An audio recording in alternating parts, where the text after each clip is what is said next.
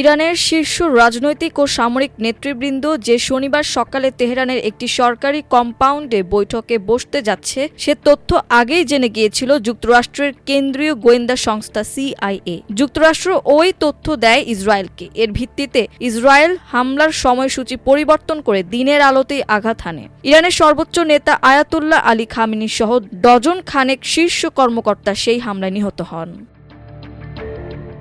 Wall Street journal এক প্রতিবেদনে লিখেছে, ইসরায়েলি জঙ্গি বিমান খামেনির কম্পাউন্ডে ৩০টি বোমা নিক্ষেপ করে। তাতে ওই কম্পাউন্ড পুরোপুরি বিধ্বস্ত হয়ে যায়। অভিযান শুরু হয় ইসরায়েল সময় শনিবার সকাল ৬টার দিকে, তেহরান সময় সকাল প্রায় ৯টা ৪০ মিনিটে, অর্থাৎ জঙ্গি বিমান ওরা ২ ঘন্টা ৫ মিনিট পর কম্পাউন্ডে আঘাত হানে বোমা। নিউ ইয়র্ক টাইমস লিখেছে, CIA কয়েক মাস ধরে খামেনির গতিবিধি পর্যবেক্ষণ করছিল এবং তার অবস্থান ও চলাচলের ধরন সম্পর্কে ক্রমশ নিশ্চিত হচ্ছিল। এর ধারাবাহিকতায় CIA জানতে পারে শনিবার সকালে তেহরানের কেন্দ্রস্থলে একটি কম্পাউন্ডের শীর্ষ ইরানি কর্মকর্তাদের বৈঠক হবে। সবচেয়ে গুরুত্বপূর্ণ বিষয় হলো সেখানে উপস্থিত থাকবেন খামেনি। CIA খামেনির অবস্থান সম্পর্কে এই উচ্চমাত্রার নির্ভুল তথ্য ইসরায়েলের কাছে হস্তান্তর করে।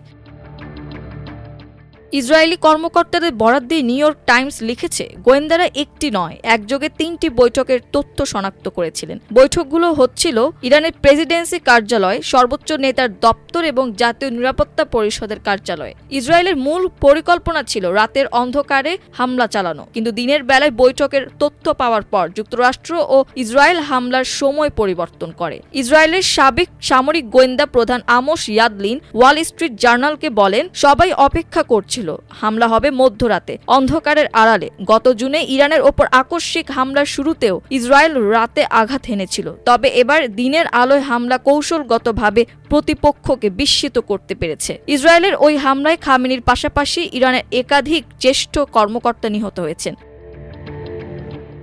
দেশটির রাষ্ট্রীয় বার্তা সংস্থা ইরিনা জানিয়েছে, ইরানের সামরিক পরিষদের প্রধান ও খামেনির শীর্ষ নিরাপত্তা উপদেষ্টা রিয়ার অ্যাডমিরাল আলী শামখানি এবং বিপ্লবী গার্ড কোরের কমান্ডার মেজর জেনারেল মোহাম্মদ পাকপুরও নিহত হয়েছেন। ইসরায়েল দাবি করেছে ইরানের প্রতিরক্ষা মন্ত্রী আমির নাসির জাদেহ নিহত হয়েছেন। ওই বৈঠকে বিপ্লবী গার্ড কোরের অ্যারোস্পেস কমান্ডার সাইয়েদ মাজিদ মুসাভি ও ডেপুটি ইন্টেলিজেন্স মিনিস্টার মোহাম্মদ সিরাজি সহ আরও অনেকে উপস্থিত ছিলেন। নিউ ইয়র্ক টাইমস লিখেছে, ইসরায়েলি প্রতিরক্ষা বাহিনীর এক কর্মকর্তার লেখা একটি বার্তা তারা দেখেছে। সেখানে বলা হয়েছে, আজ সকালে তেহরানের একাধিক স্থানে সমন্বিতভাবে হামলা চালানো হয়েছে, যার একটি স্থানে ইরানের উচ্চ পর্যায়ের নেতারা একত্রিত হয়েছিলেন। ওই কর্মকর্তা বলেন, ইরান যুদ্ধের প্রস্তুতি নিলেও কম্পাউন্ডে হামলার ক্ষেত্রে ইসরায়েল কৌশলগতভাবে প্রতিপক্ষকে বিস্ময়ে বিমূঢ় করে দিতে পেরেছে।